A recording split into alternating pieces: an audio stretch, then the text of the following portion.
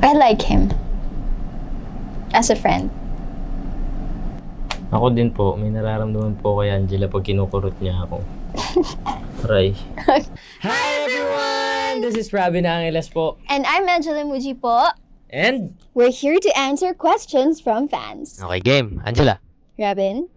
Ikasagot naman!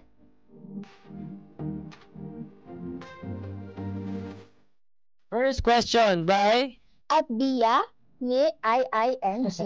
Anong first impression nyo sa isa't isa? Ang first impressions ko po kay Robin, una po kaming nagkita sa auditions ng Ang Mutya ng Section E. And una tingin ko pa lang sa kanya, ay, si Yuri Hanamichi to. Makukuha niya yung role. Kasi siya lang po yung sobrang chinito doon na matangkad na pogi. Yan po. Ako pinakauna ko nakita si Angela sa premiere night. Hindi. Nakikita ko siya palagi sa Madrid pag may mga rehearsals ako. Nakita ko siya palagi doon. Parang nagre-rehearse din sila. Pero hindi pa kami magkakilala. Hindi rin kami nagpapansinan. Pinakauna ko siyang parang nag-hi ako, ganyan. Sa audition ng Mutya. Tapos doon parang feeling ko masungit siya. Eh kaso lang, nag-ano lang pala siya. Nag-aaral. Nandun lang siya sa phone. Yung online class. Online class. Ayan. At who is, was that Hiesel? Okay. Ano ang favorite bonding nyo off-cam? Ano? Siguro yung pag kumakain po kami, kasama po yung buong SDP team. Ako favorite ko pag inaagaw ko yung phone niya, tapos kinakalkal ko yung phone niya. Yun lang.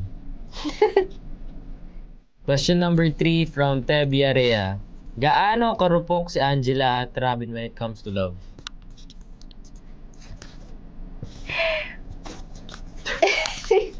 Ano po, 50%. Ako, 10%. True yan. Ako parang in denial din. Hindi ko siya agad maamin sa sarili ko when I like someone. Parang nisip ko, wala lang yun. Ganun. Ako, nare-realize din ng mga tao pag hindi ko masyadong kinakausap, pag medyo masungit ako, gano'n. Yun. Huh? Ano daw? Basta yun. Gusto ko ako kasi yung ninalapitan. Ayoko yung ako yung nag-initiate kasi nga medyo may pagka-introvert ako and nahihiya ako mag-approach ng mga tao. Pero, No, ganun si Angela. Pag una mo siya nakilala, hindi ka niya kausapin na mauuna siya. Pero pagka-close mo na siya, ito naman lalapit sa'yo. Fourth question from... At FX Rochelle. How do you support each other when pressure comes your way now that you are working as a pair? Ay, gusto ko ito sagutin. Sige, siya sasagot niya. Pag nape-pressure ako, kunyari may crying scene or may heavy scene, una pa lang sinasabi ko, no, kinakabahan ako ngayon, meron akong iyak. Tapos niya, kaya mo yan. Muji, kaya mo yan. Lagi niya sasabi, kaya mo yan. Magaling siyang mang-hype. Hype man ko yan. Hyper kasi ako. True hyper yan. Game. Suportahan naman ako ni Angela. Palagi lang siya nandyan. Palagi siyang... Isa siya sa mga tao na naniniwala sa akin. Parang kahit hindi ko kaya yung isang bagay, galing-galing mo naman. Kahit ang pangit naman ang ginawa ko. Hindi, galing kayo. Ang galing-galing kaya ng rab-rab na yan. Oo, napapansin ko kaagad pag nasa-stress si Angela. Palagi. Kasi halata sa kanya.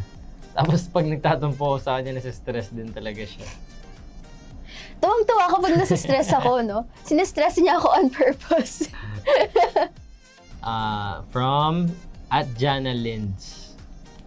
What's a funny or quirky thing your partner does that always makes you laugh? Natatawa talaga ako kapag nangungulit ka.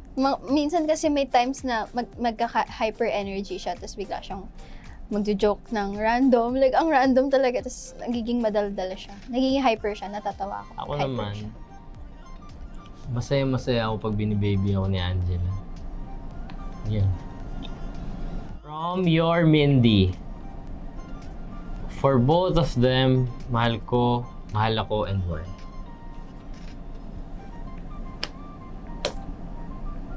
Mahal ako. Kasi, pag mahal ako, mahalin ko din. Ikaw? Same. Okay. Gusto ko, kasi, pag mahal mo yung isang tao pero hindi ka niya mahal, mahirap yun. Pero kung mahal ka ng tao, matututunan mo rin siyang mahalin. Tama, alam mo ah. Ay, Idish ka 18. wow, ang galing! Tell us one thing that you guys know about each other but we don't. Pa-baby siya. Ay, the baby. Oo, Napagpe-pretend siya, hindi niya gusto, pero, Pag wala nakatingin, gusto mo pala. Aray ko! ay, the baby. Ay, Tama na. Ako Okay, naman. okay. One thing na hindi nyo alam tungkol kay Angela. No. Ano? Hoy! Ano?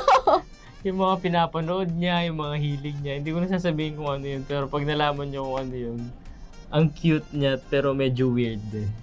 Yun. Parang hindi naman weird yun. Yung mga dal-dal. Oh. Mahilig po ako sa dolls. Okay. Mahilig ako sa pang kid stuff. From Rabjel Haven, what role or moment made you realize and made you think na this is why I chose this path? Ito po, nung binigyan po ako ng chance na maging Alice Cyril Perez, parang ito yung message ko from God na, 'di ba? Buti naniwala ka lang sa akin, hindi ka sumuko. Kasi ang daming times talaga na from 2018, parang gusto ko na talaga tumigil sa sobrang hirap ng lahat. Pero everything that I'm experiencing right now, from the endless work days, the projects, parang ito yung ginusto ko. Like, kahit pagod ako, masaya ako. And that's why I chose this path. Ako every time na may mall show, every time na lalabas kami, every time na makakasama ko yung mga fans, ayun, dun ko na-realize na this is why I chose this path. Yes, marami tayong napapasaya, no? Saya-saya ko pag marami akong napapasaya, di ba? Fulfilling siya. Meron pa rin, wala na akong doubts. Parang binigyan na ni Lord to. Kailangan ko na lang ayusin, kumbaga. Kailangan kong pagpatuloy yung ginagawa ko. Kailangan mas natututo pa ako at mas lalo ko pang galingan. Ikaw? Wala din. I admit, dati meron, maybe 3 months ago, 2 months ago, ganyan. Kasi wala pa nun. Oo, kasi wala pa nun. So, hindi ako sure kung tama ba or hindi. And marami rin kasing nagda-doubt sa akin. Pero na-realize ko na my biggest believer is myself. So, kailangan kong galingan palagi. Question from Isa Faith. What's a scene you both found technically challenging but ended up really proud of? Ano yung pinakamahirap na ginawa natin pero ang ganda daw, tapos nakaka-proud? Alam ko. Ay, yung sunset scene. Kasi nahirapan kami nun. Imagine nyo na lang po nasa Pasay kayo, nasa harap kayo ng Manila Bay, tapos yung tumatalsik yung maalat at masangsang na tubig sa mukha nyo, sa bukaka nyo. Pero ang ganda ng effect nun. Yun yung sasabihin. Worth it siya. Tsaka yung umiyak si Alice. Tapos umuulan nun eh.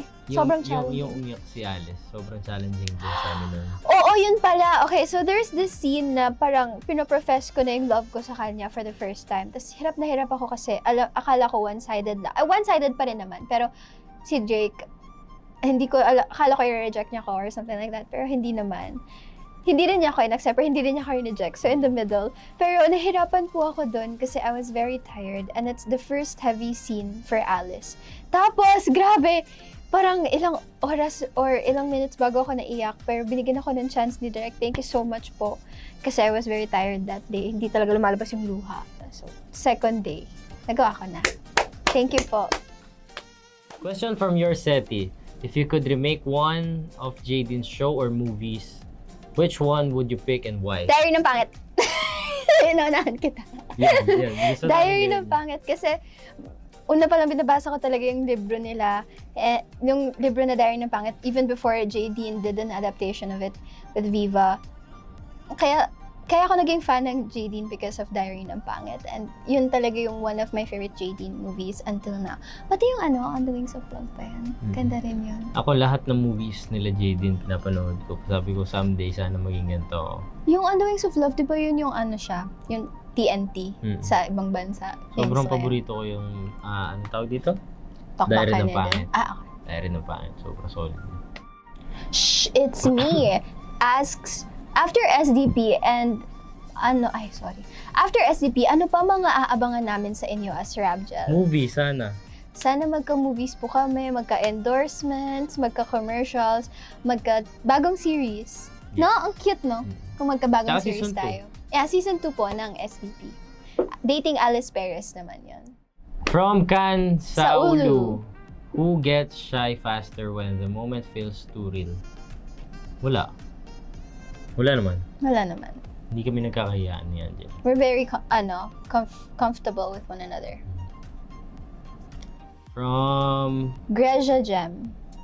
rate your closeness or friendship. Ayan na! Pag Scale sinabi 1 mo to na namang 10. 9, sisikuin kita. 10 po. 10 po. Oh. Okay. Hindi na ako eh. Ako din. 10 na. Hindi na ito magtitripan. Kahit may tampo ko sa'yo kanina. Okay. I am Kisses Monreal.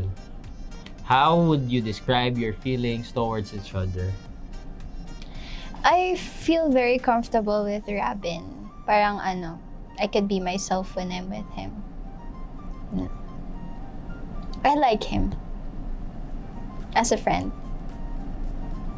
I like him. Ano ba? Bakit ganun? Ako din po. May nararamdaman po kay Angela pag kinukurot niya ako. Aray. Diba? Diba? Ramil Maxine 04 asks, is there a chance na maging more than friends kayo? Wala. Sabi nga niya kanina, I like you as a friend. O bakit hindi naman porket sinabi ko yon. Wala. Sinabi niya yun. Next. Wait lang. Ako ang sasagot. Pero sabi mo yun, ha? If magkagusto siya sa akin, tas ligawan niya ako, yes, may chance na maging kami. From It's Robin Source _ ano yung message nyo sa isa't isa? Ang sasabihin ko lang kay Angela, I'm proud of you. Ang galing-galing mo, hindi ka sumuko, and malayo po mararating natin. Dapat tulungan lang tayo hanggang doon. Ako din, I'm very proud of you and stay humble ka lang palagi. Copy. Ayun, maraming salamat po sa panonood. Ako nga po pala si Robin Angeles. At ako naman po si Angela Muji. At manood po kayo ng Seducing Drake Palma sa Vivo One. Every Friday, fresh new episodes po. And manood din po kayo sa TV5. Prime time Yes. Primera, 6:45 PM. Maraming salamat po ulit. Bye-bye!